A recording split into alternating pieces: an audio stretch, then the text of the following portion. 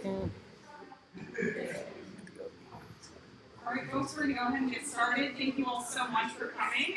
My name is Heather Paramore. I'm the Community Engagement Coordinator here at LMM. We are so excited to partner with Third Space Action Lab and Cleveland Votes to host this impactful debate, watch party, and panel. Thank you all so much for coming. Just before we get started, I turn it over to my colleague Will. Just a couple of housekeeping matters. We are live streaming this event on YouTube, so hello to all of our folks following along there. If you are the folks here in the room, if you are going to be moving around, getting food, refreshments, all of that, just avoid the camera. That would be appreciated. I know I almost tripped over it earlier, so let's try to avoid the accidents, myself included. Also for the restrooms or anything like that, they're down the hallway. You can either exit through the red door over there or the last one right here.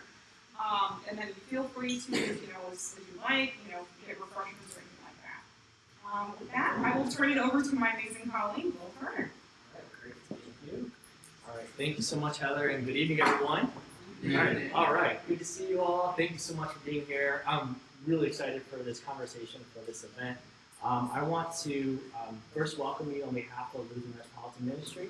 I am Will Turner. I'm the Director of Advocacy, and on behalf of our CEO, Maria Kosha, who is here. Hi, Maria. All right. I want to just thank everyone for being here tonight. LMM has over 160 staff partners, and we're thrilled to host this very important event alongside such esteemed organizations such as Third Space Action Lab and Cleveland Votes. Tonight's event is the most recent event in a long history of civic engagement, education, and dialogue. Founded in 1969, the mission of the Metropolitan Ministry is to challenge systemic injustices faced by those who are oppressed, forgotten, and hurting by providing responsive solutions, advocacy, and hope. LMM honors the lived experience of the people we serve. Many of the obstacles our program participants, residents, and neighbors face are as a result of a lack of compassion, limited awareness, and unfounded public policy. We advocate for community members and leaders to fully realize and respond to the unique needs of people facing housing instability, food insecurity, or return to community from incarceration, youth in crisis, and adults in need of guardianship. We challenge and invite you to learn more about our initiatives and support our efforts to restore dignity and hope to people who are oppressed by going to lutheranmetro.org. All right, and so I also want to thank Third Space Action Lab for hosting our conversation. And so before I get into introducing our moderator and our panelists, I want to invite Sean to bring some words on behalf of Third Space Action. Sean? Thank you. Oh, let me come over here. All right. Hi everyone, welcome to Third Space Action Lab if you haven't been here before. Good to see everybody's faces here. Third Space Action Lab is a grassroots solution studio based in racial equity research and consulting. And you can't have a name of a company named Third Space without having an actual third space. So this is why we are here in the historic Glenville neighborhood. Welcome, I won't take up much time. But please take a look around. There's also a bookstore. There's a voting and democracy section that just was put out for this event.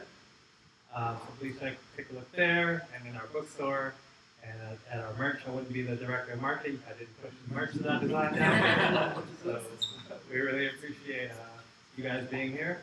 If you guys aren't on our email list, go to our website and subscribe to our email list to find out about future events. Thanks, Will. Thank you. Thank you, Sean. Appreciate it. And I proudly own my Third Space sweatshirt. I should have worn it tonight. After the event, I'm actually going to set out some additional voter education materials. Cleveland Votes is also one of our community partners, and they provided some nonpartisan voter education materials, including some issue-related information, such as the Cleveland School District levy, Issue 1, and other issues that will be on the ballot. So you'll see that set in the middle section after our discussion today. How many people, this is their first time at Third Space Action? Hey, all right. Well, welcome. I am so excited that you all are here, and they do such amazing work here in the space, and just really thankful that they opened the doors. I want to give a thank you to Cleveland Housing Co-op as well, who they worked with us. As you saw, they had an event here tonight, and they were gracious enough to work with us to allow us to host this evening. So with that, let's get started. I'm going to introduce first our moderator for this evening, Chris Mosby. Is the executive director of The Land, a local nonprofit news organization that reports on Cleveland's neighborhoods and inner suburbs. An award-winning writer and editor, Chris's work has been published by Patch.com, the Cleveland Plain Dealer, Yahoo, MSN, and more. He holds a Bachelor's of Communication from John Carroll University. Next is Dr. Thomas Sutton. He's the acting president, interim provost, and distinguished political science professor at Baldwin Wallace University. Sutton provides public opinion research results and expert analysis to explain Ohio politics, government, public policy, and more. His insights have regularly appeared in Cleveland media, and he's been featured in the New York Times, Wall Street Journal, and many more. Dr. Sutton holds a BA from the University of Virginia and a PhD from Kent State University. Thank you for being here, Dr. Sutton. Professor Atiba Ellis is the Laura B. Chisholm Distinguished Research Scholar and Professor of Law at Case Western Reserve University School of Law. Known for his extensive scholarship on voting rights, his research examines how racial and class-based oppression affects voting access, including analyses of voter ID laws and felon disenfranchisement. Ellis has previously taught at Howard University, West Virginia University, and Marquette Law, and has served as a judicial law clerk and litigation assistant. Welcome, Professor Ellis. All right, and I should have had my sheets in order. This is why I put page numbers on. Okay. Oh, I should have said he earned his BA, MA, and JD from Duke University. So sorry about that. That was the last one. All right. Daniel Ortiz is a community engagement, advocacy, and campaign strategist who advocates for progressive revenue, workers' rights, voting rights, participatory democracy, and policies that build economic security and bring dignity to all communities. He currently serves as the Deputy Director of State Campaigns with the State Fiscal Policy Team at the Center on Budget and Policy Priorities. Daniel has a BA from Oberlin College and serves on the board of Cleveland Votes, a Hispanic Roundtable, and a History Community Advocacy Advisory Board. One quick point of personal privilege. I want to thank Heather Paramore, who is our new community engagement coordinator, who really hit the ground running in putting together this event. So I want to give her a round of applause as well. All right. With that, we give a round of applause to our distinguished panel, and thank you so much for being here. Chris? All right. Good evening, everybody. Nice to see everyone. Do these microphones work? Yeah. Just have to flip the switch before. You want to go?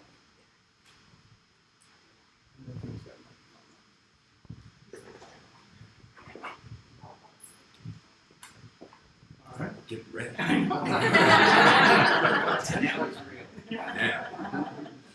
right. Well, let's ease into it. Let's kind of level set. I think the easy question to start us off, Dr. Sutton, if you wouldn't mind, can you sort of describe the role of the Vice President and sort of what falls under their purview? Sure, I can try. Vice presidents are often known while they're in office, forgotten when they leave. Some would suggest the vice president's role is to wait for a president to die, and then you can leave office before that happens, which is a good thing, right?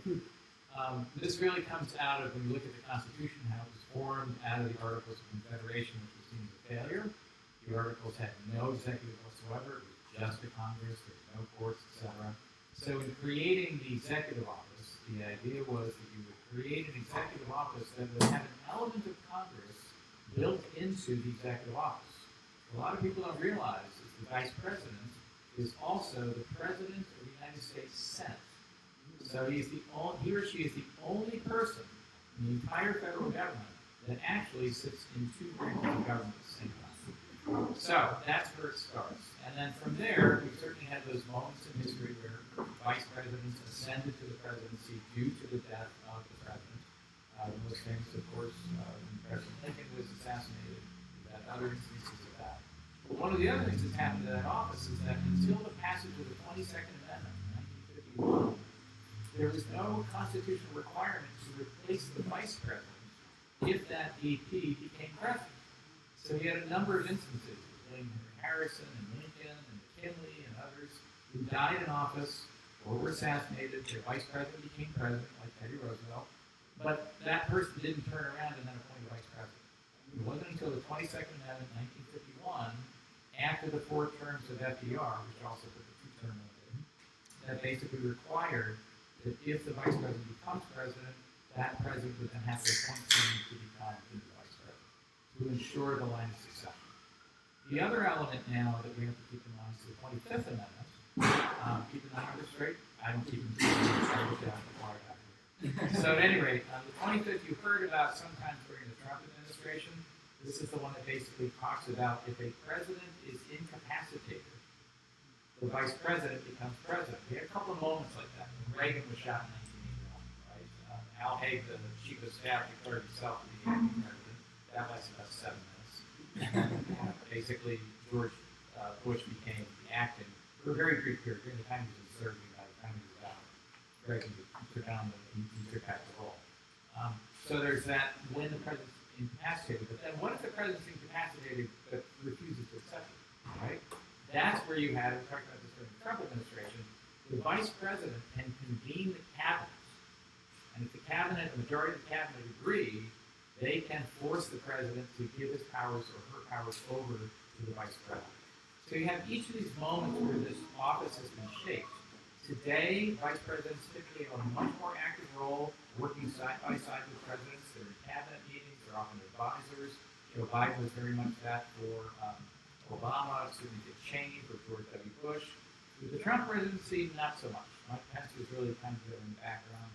It'll be very interesting to see with these two pairings, with Walz and Harris, and with Trump and JD, I want to be president someday, Vance, which I think is a lot of it'll be interesting to see how those two pairs play out. With one of them, or the other, is going to become the next president, vice president of the United States. So, with sort of the history in mind, but also looking at tonight's debate, and this is a question for all three of you. What are your expectations and sort of what does the vice presidential debate mean historically? And what are your expectations for tonight's debate? We can start down there. Well, good evening. Thank you all for being here tonight.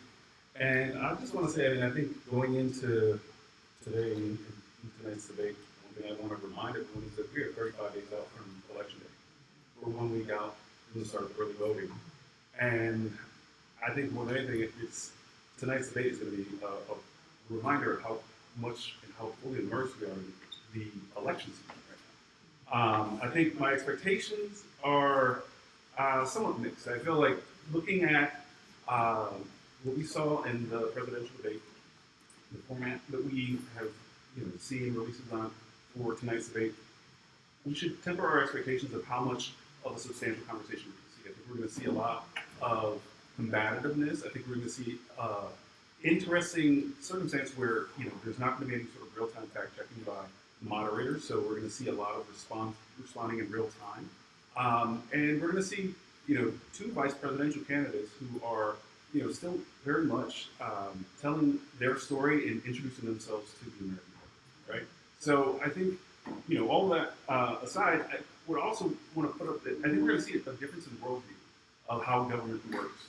I think one of the things that is, going to be most telling is, the role that, Senator Vance and Governor Walz, bring in terms of what government can do for you and what are the limits of government in different policy areas. I think are going to be really, crystallized. But I don't know. I'll also just say it's going to be, a chance for both of them to speak to undecided voters that their tickets really need to be engaging right now. And I would just say that, I think they're hitting different demographics and they're going to be dialing in their comments for those groups. Well, good evening. I also thank you all for coming out tonight, and I thank you all for inviting me into this space. It's my first time, and it is lovely to be here with all of you. So, yeah, I want to take that question as well, thinking both historically and thinking about tonight in particular, right? Historically, I tend to think about the vice presidential debate along similar lines, right? That it is a place and a time for the VP who is not the leader of the ticket, but plays an important role and the name recognition is there, that they are the sort of partisan, aggressive, right, part of the ticket, where the president oftentimes is messaging about how they will lead the country. The vice president in political campaigns, at least from my years of watching these things has been all about we are going to attack. And so I think tonight we're going to see a lot of that back and forth, a lot of that sort of partisan one-liner, the kind of material that, thinking in this day and age, will end up on like TikTok by 7 a.m. tomorrow morning, and the mechanisms. And of course, one campaign has kind of bought more into the influencer effect than the other. But at the same time, this also turns into commercial material and the like. So we're going to see a lot of that, I think. I also think that I want to agree with the point of worldview, right? And that these campaigns are kind of premised in different ways. And given how unusual and historic this presidential election cycle has been, given the demographics of the two candidates at the top of the ticket, and given all the change of that has led to these folks being on the ticket right now, I think a lot of those differences are going to come out in terms of worldview. That's worth watching for, and I'll just simply add to, and maybe we can build into these points as we discuss here, right? I appreciate the deep context about the Senate and the role that the VP plays. I mean, in a way, this is kind of an audition for that very important office. And given that the Senate in particular is structured around states, and is structured around certain parts of the Constitution, particularly selecting judges, right? Which is a very important point that, it might not be the obvious thing, but thinking about these people as folks who will preside over what will likely still be a nearly evenly divided Senate, what kind of priorities are they going to bring to it?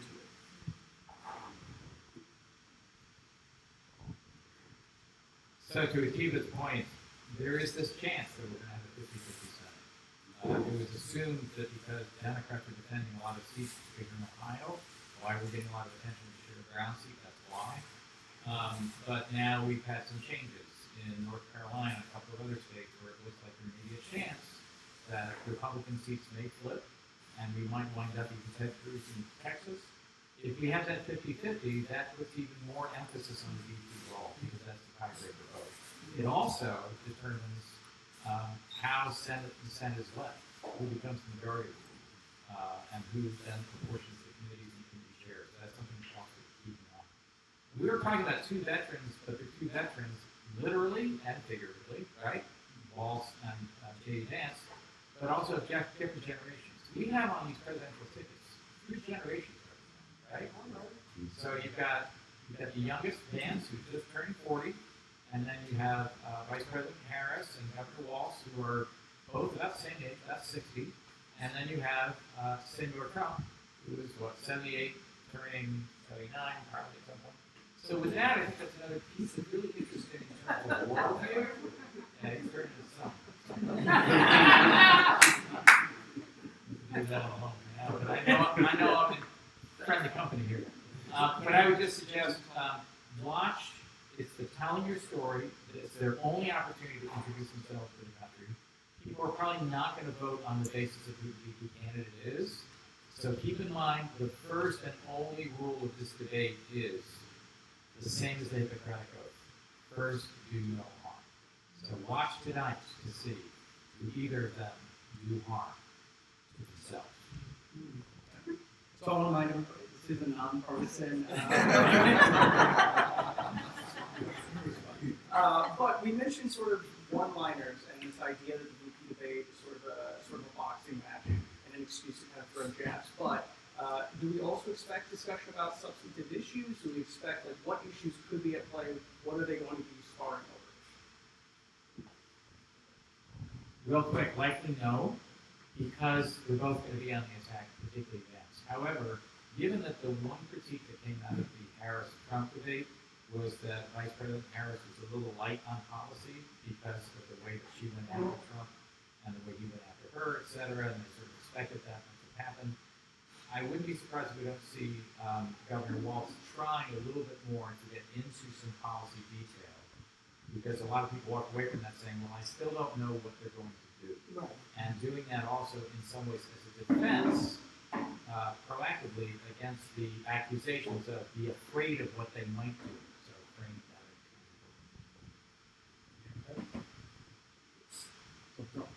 that. I'm wondering also how much current events and the events of the day with escalating questions in the Middle East, also recent climate events and Hurricane Helene.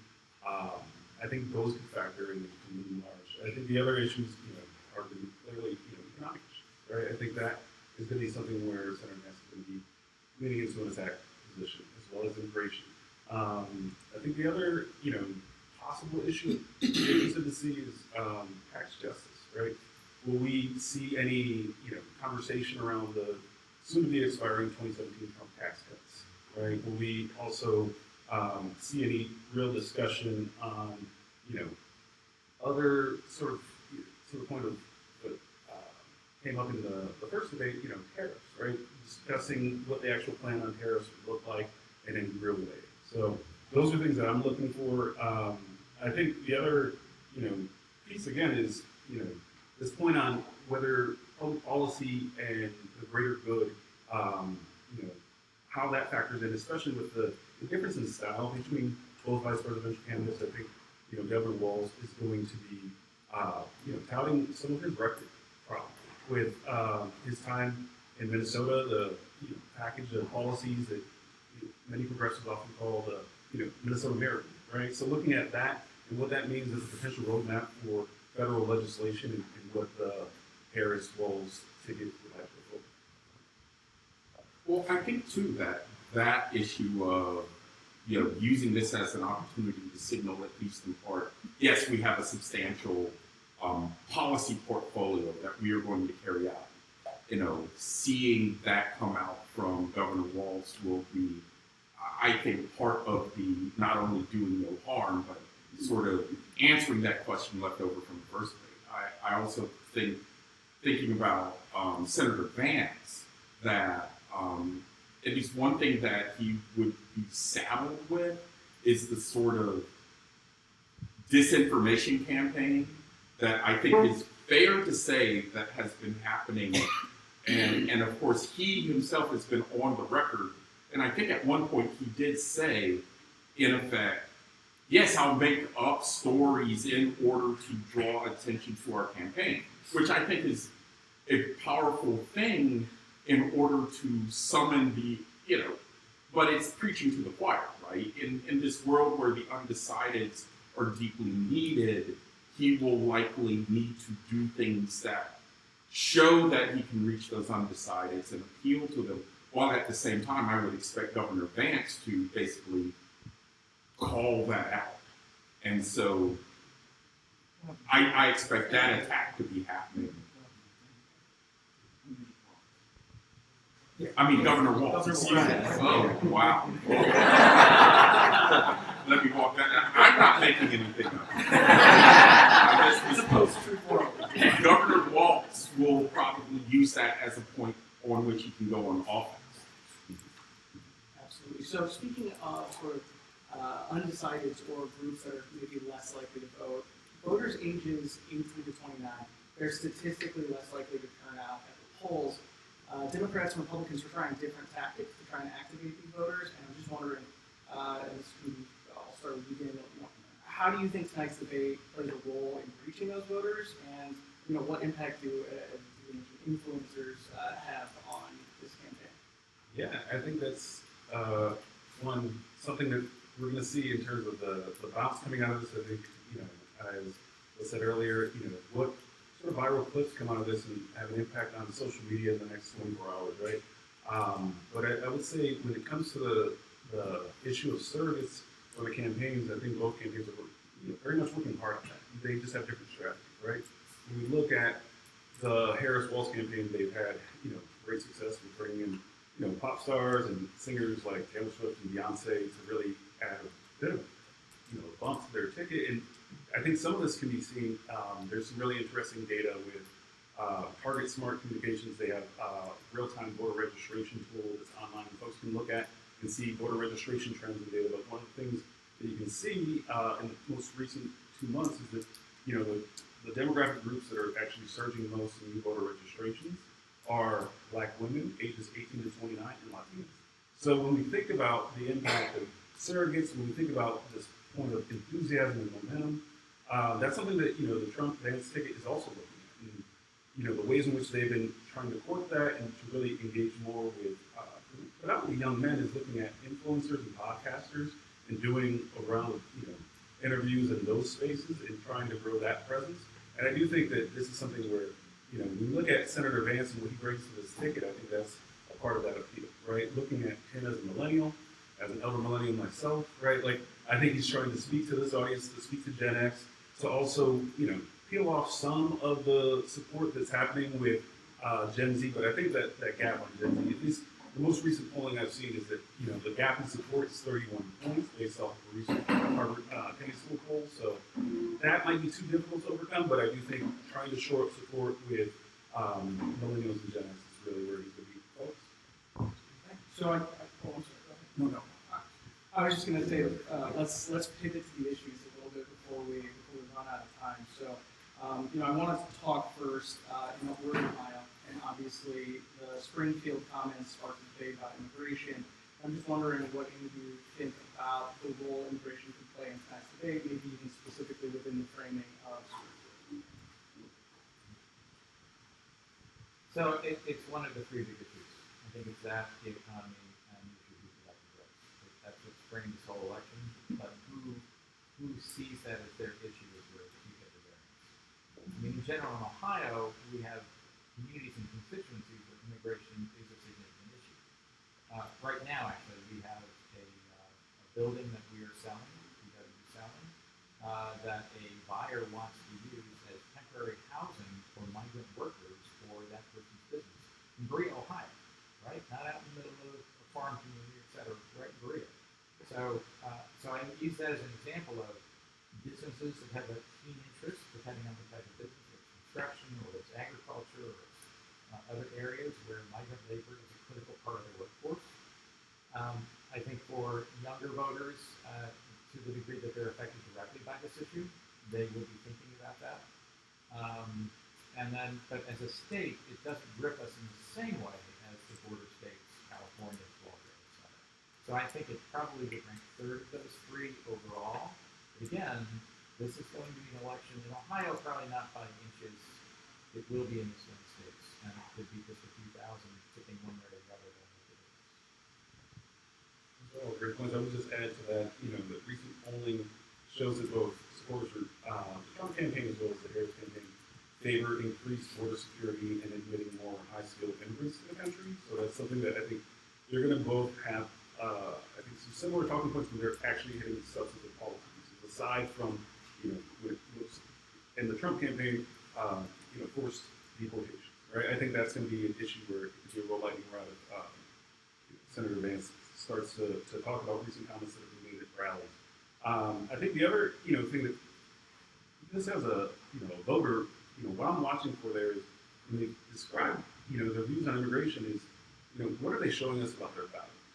And I think that there's something to be said about, the way in which they're describing immigrant communities either with, a recognition of dignity and the respect and humanity of all people, or if they aren't, and if they're using language that, characterizes whole communities in ways that are expedient for their political purpose, but really harmful. And I think that, to the point on Springfield, is something that we, have seen in many folks across both sides of the aisle have come and spoken out on.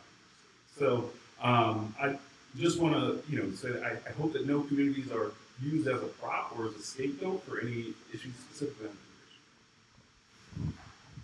I will simply add to all of these great comments that I think there are immigration issues specifically, which my colleagues have spoken to, but I also think that there are where that framing of immigration as a prop to talk about other issues, especially in terms of misinformation or disinformation, particularly in terms of my subject area around voting rights and the long claim of, well, let's call it Trumpism, that the sort of illegal voter or illegal or impermissible someone or other has been invading and interfering with the mechanisms of democracy, right? I would imagine, consistent with that rhetoric, that, and it's my fear, right, that we see some of that. So in a way, that prop using, as you talked about, I worry that we will see some of that, and I worry about how that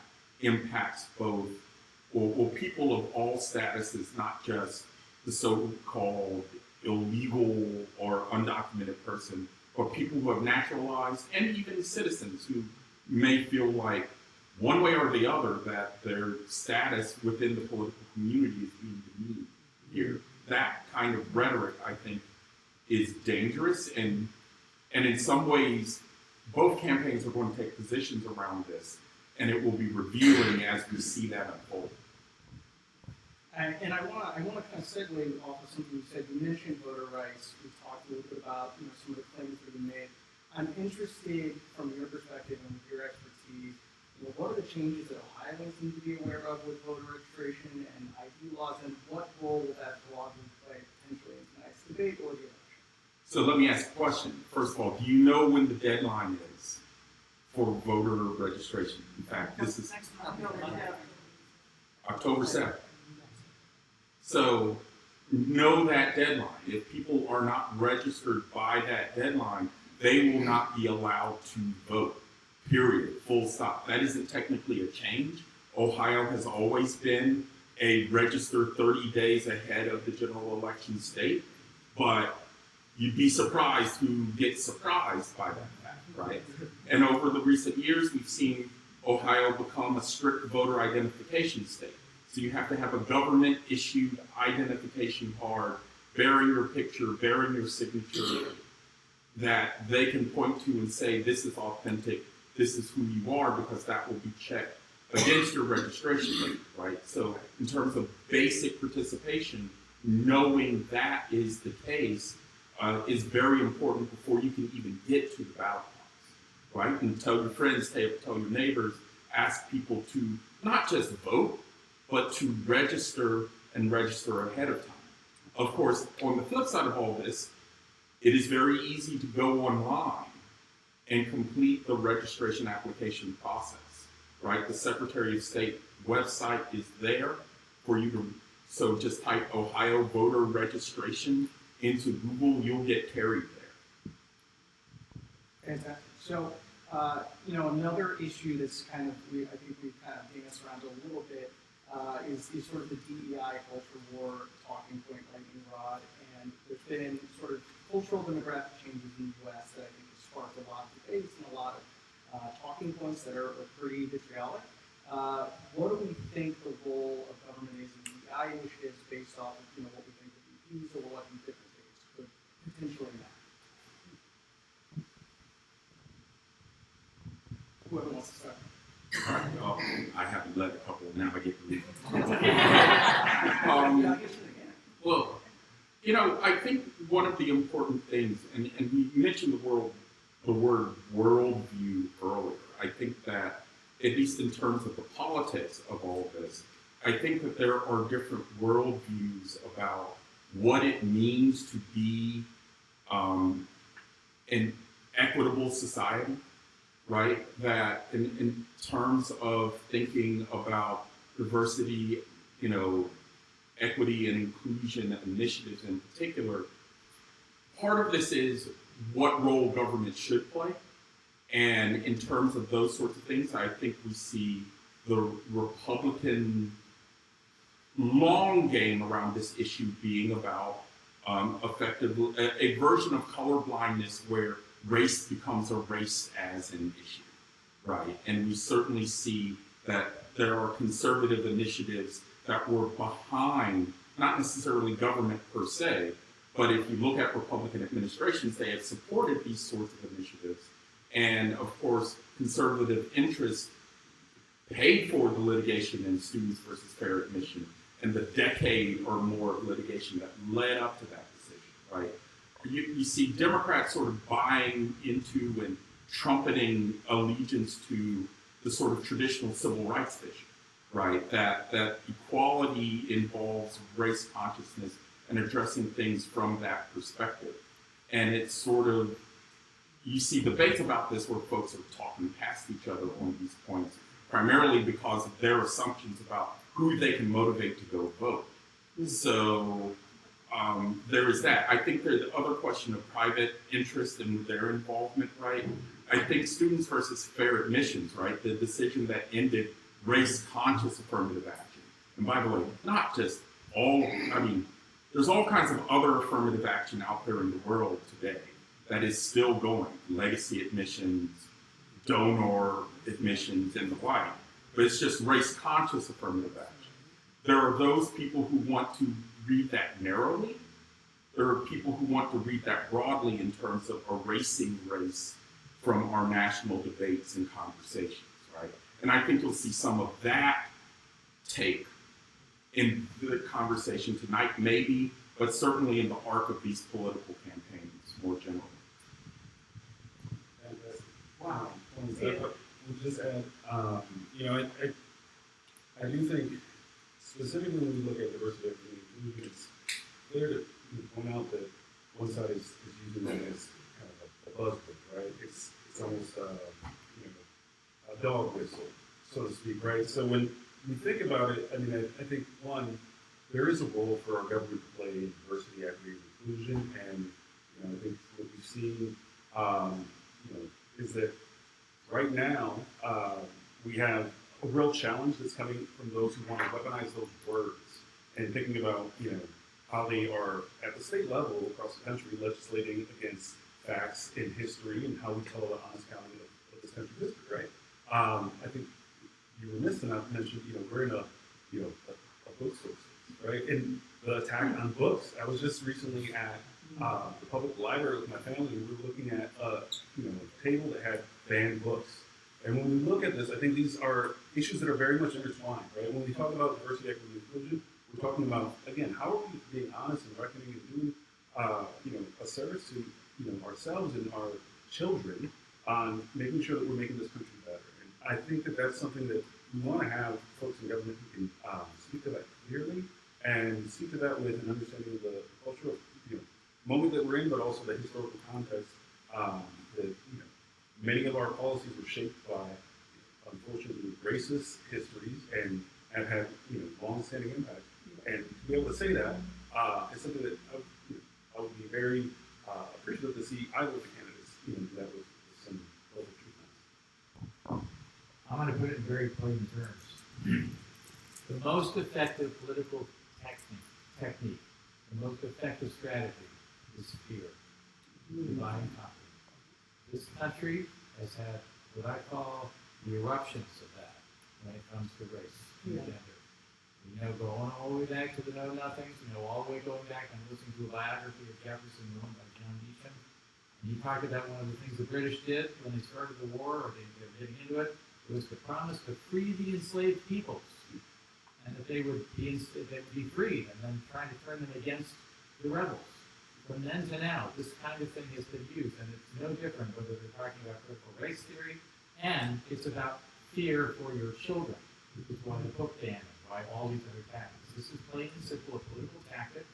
It's pitting us versus them. It's nothing more than that. And quite frankly, subconsciously, it is threatening the status quo. And the status quo continues to favor those that are the majority who look in like me. Plain and simple. That's what this is all about.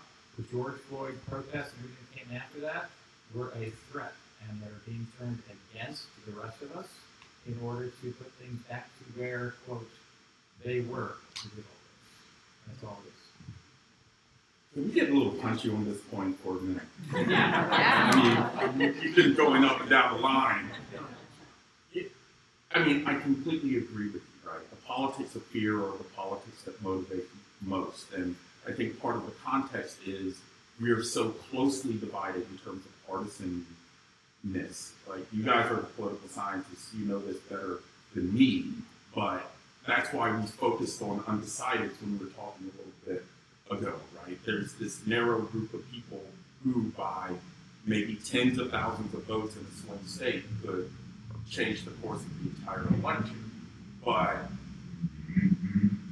I think it important to add to the great points that you all made that critical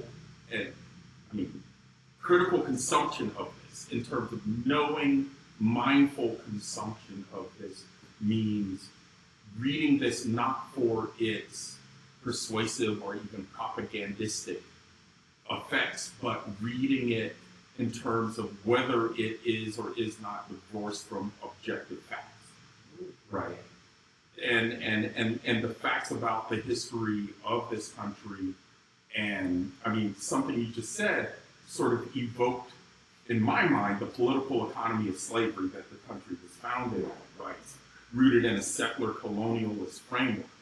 In other words, slaves have always been a weapon, and beyond slavery, the lower class has always been this weapon of threat and destabilizing of the status quo in order to make the comfortable feel afraid of losing their comfort. And I think that is a particular kind of manipulation. And premised in that is the victim blame, right? That comes along with it. The victim blame that we're all afraid is going to happen when they're in their worst moments in this politics, right? I do show some empathy for folks who are poor but are given explanations that are something other than their poverty and the structural reasons for their poverty, because that's another kind of manipulation, right? And I think we got to be aware of all these kinds of manipulation and how politicians prey on that in all kinds of ways. So that was a very powerful point. I just wanted to bring it out a little more. I love that. So would you, I just want to ask you a question though, because you mentioned that oftentimes people are given these explanations, or they're caught in sort of this fear. How would and for you it could be for the entire panel, how would you recommend these folks sort of break out of the bubble, or challenge the news and the media information that they're receiving? Because I think oftentimes these sort of misconstrued beliefs are being reinforced in an echo chamber. How do you break out of that? So basically, how do you consume critically and not be swayed by any one ideology, which I think is on the assumption that everybody has a point of view, every influencer, every news outlet, everyone has a point of view.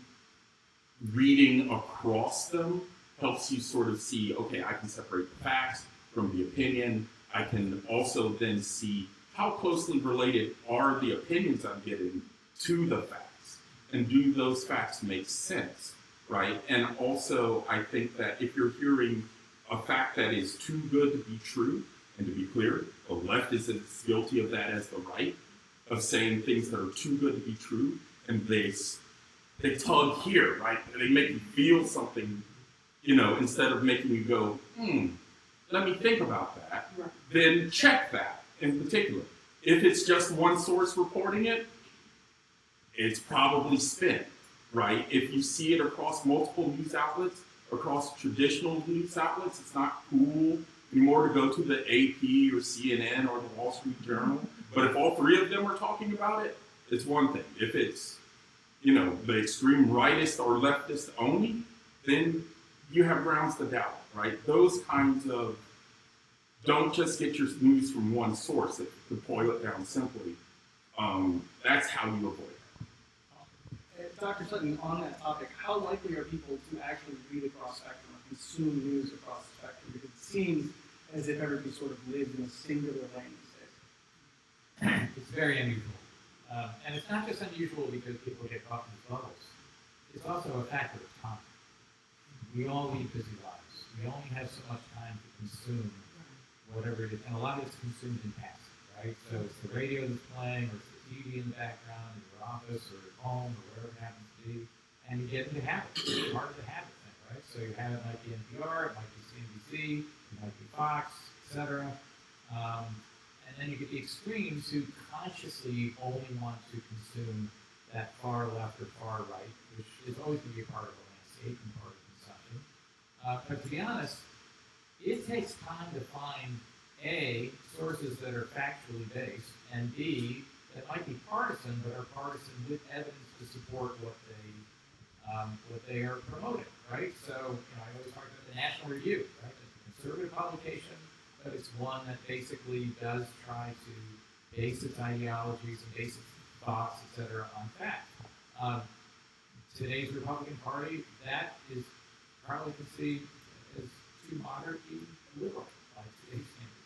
So the other part of it, I think, is backing away from, and that's about, we don't have that much time to really spend on media, so find the media that can be as objective as possible. I always go between the New York Times and the Wall Street Journal. Fortunately, we get it through our libraries, and I can pay those expenses. But you can see, there's the news coverage, and then there's an investigative report, there's the opinion pages, you can maybe sort of keep those to the side, just look at the facts, and then if you're looking for interpretation, go to those opinion pages, but you have to know which columnists are pushing a point of view, and which columnists are really trying to understand what's going on beneath it. The Israeli situation with what's going on in Hamas and Hezbollah and Gaza, etc. That's a really complicated situation that does not lend itself to ideology, right? And so you want to look at those people and look carefully at an issue like that. But the bottom line, I don't blame anybody for not knowing what they don't know, because more often than not, it's because they just don't know. Just add a quick one to that, and I think I 100% agree. With going to primary sources whenever possible, especially when we're talking about the platforms of the two presidential candidates, where you can visit their websites, they have their platforms. The other thing I do want to just shout out is that the challenges with getting news and media through social media is still very much real. I have to shout out Clinton Votes board member Dean Jackson, who does research on this, on the intersection of democracy, media, and technology. And there's recently a piece that just came out today. I'm looking at Meta and their practices around what they call their break glass measures for limiting the spread of bad information. And there have been audits of their own reports on this that show that they're pretty much short, right? And when you have that as, one of the major platforms that actually is trying, and then you have X, or I'll always call it Twitter, you have a recipe for disaster in terms of the spread of misinformation. So I will also just say one thing that I remember from my days of doing work on the census, and that we all have a role to play as being leaders in our community, folks who can be sharing good information and good sources, and calling our friends and family in when they're spreading this information. I get the signal. I think we're going to turn to a Q&A. Is that right? So I don't know if there's a microphone we can walk up, or if people just want to speak loudly. Yeah. All right, we're just going to rely on everybody's voice. So if anybody wants to ask a question of the panelists, individually or as a whole, I'm happy to let you out. I have a question. I've always wondered, has there ever been either, whether it's presidential or the VP debate, where candidates stuck to the issues instead of all of that backbiting? So as that, a lot of that turns me off. I want to hear, what are you going to do for the good of the people? But then they get caught up in all of that. Has there ever been a time when there was a candidate who kind of stuck to the issues and kind of ignored all the other stuff? I would say the Obama-McCain debates in 2008. To me, that was the election that featured the two finest candidates that have ever been candidates against each other together in one election in probably the last 50 years. You could turn to others. Bush Dukakis would be another one in '88 when he was running. Then you start getting into where things start to go sideways. Really, I'd probably point to those two. And even the '92 Clinton Bush debate as well. I think those were more factors. So Project 2025, we probably don't have enough time for all of that. However, do you think that's something that's going to come up in this debate? Because as you indicated, some of that is fear, and people are looking at it, but it's very real. So I think Wall's going to bring it up, and then Vance will defend, but I don't know if Vance is necessarily going to defend the way Trump does, where he says, "Oh, I know what you're talking about." I think Vance may say, but there's some elements to that he thinks the administration, if they get elected, will support. So it'll be interesting to see. One thing I was struck by was the comment about a lack of time, and and I was curious what the panel thinks about the role of advocacy and the role of advocates as being a source of information to share with members of the general public. So maybe they don't have necessarily time to look into an issue, but maybe there's an advocate that's been looking at something for months or years, and you have a better understanding of that and being a go-to resource. So I wonder if you could talk about not just the primary source of the candidate, but the role of advocates in being a intermediary between the candidates and the public. Real quick, I would say, if you think about advocacy in terms of lobbyists and lobbying groups, of which there are thousands that represent literally every interest, every industry, et cetera, across the country and beyond, they have to be reliable and to be relied on, they have to get faster. So when they are lobbying Congress, they're lobbying state houses, city halls, when they're trying to get grassroots support for their case, they will be partisan in promoting their side of an issue. But if they are not doing it on a fact-based basis, they lose credibility and their advocacy. So in general terms, I would recommend, depending on the issue, that you go to websites. Now, there are limits to that, right? So some issues, the single issue voters and guns and abortion are the two big ones. This is where that probably doesn't belong, because that's where things kind of fall off the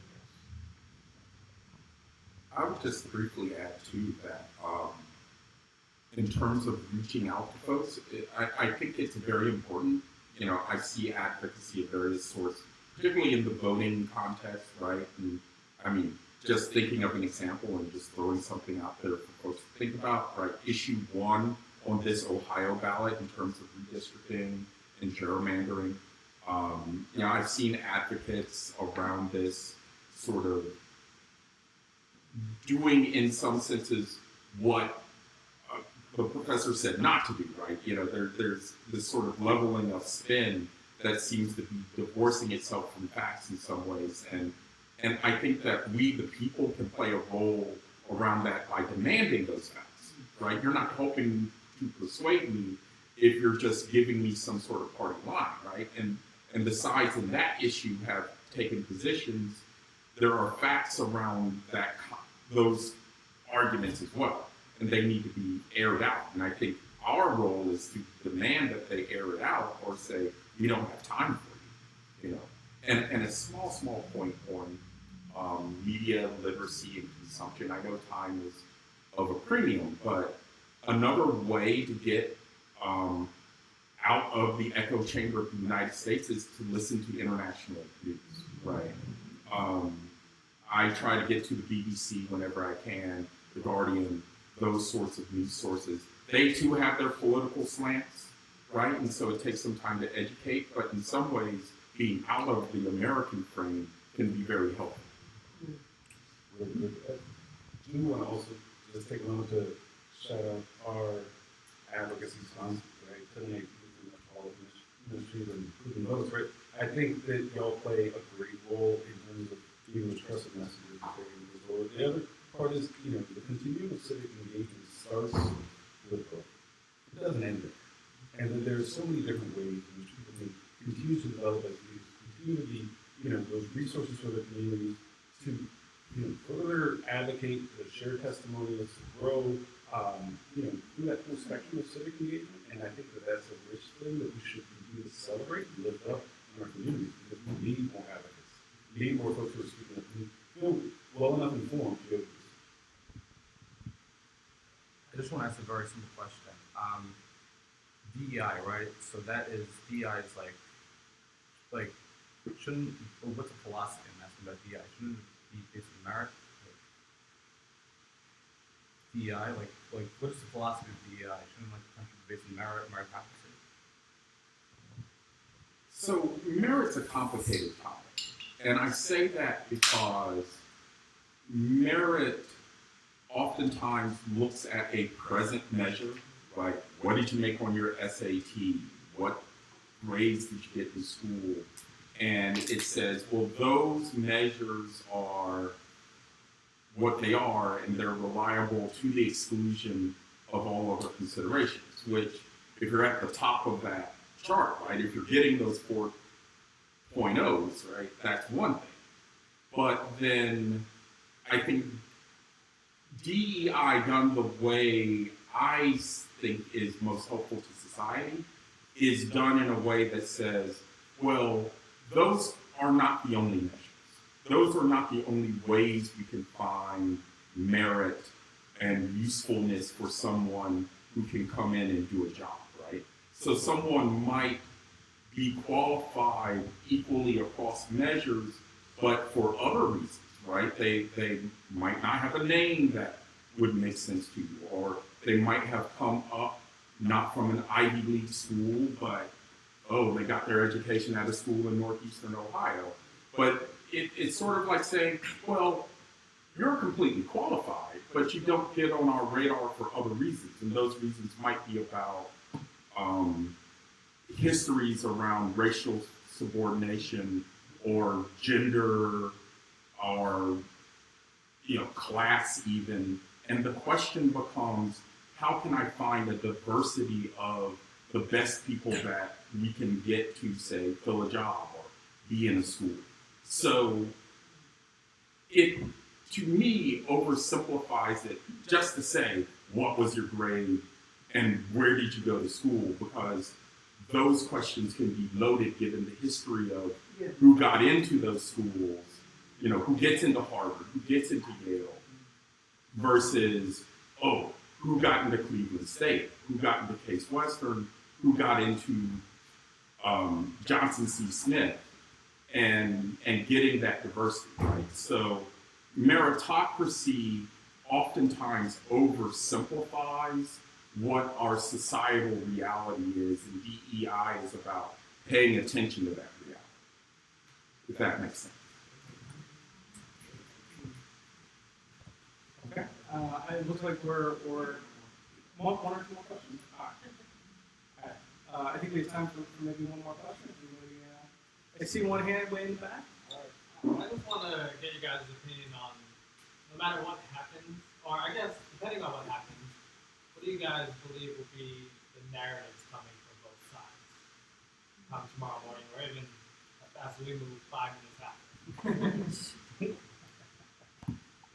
Well, there's going to be a lot of spin on both sides saying that we won and here's why. It's really hard to predict. These are both good speakers with a lot of experience. I mean, watching Vance on the Sunday shows and how he mixes it up with whoever it is, Dane Nash or anybody else, he knows what he's doing. And I think Walls is the same way. The styles will be different, and people may perceive something in the style as opposed to the substance, and give points for and against on that basis. Quite frankly, I don't think either going to be too outrageous unless Vance really doubles down on eating the dogs and cats and that nonsense. But aside from that, I think it's going to probably wind up being more of a draw. All right, I'm going to have it. So I think tomorrow morning you're going to hear about who won the battle for the Midwest B6. Right? We're talking about big Midwestern energy tonight, right? We're talking Minnesota and Ohio. So, I think it's that, but it's also like very much Midwestern identity, but really different things. Right? When we look at Governor Walz, you see somebody who's very much Midwest polite, right?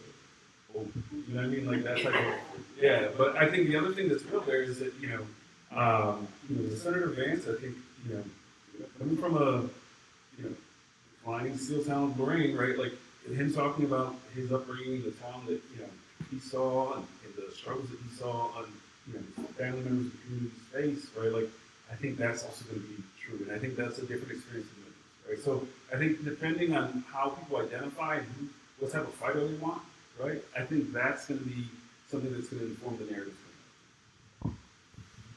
I'll just simply add that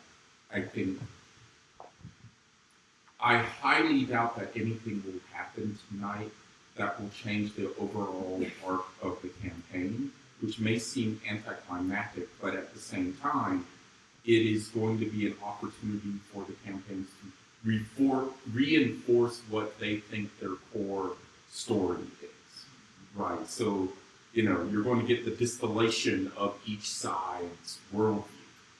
And I think that gives us an opportunity to say, well, is that the world that I want to live in for the next year? All right.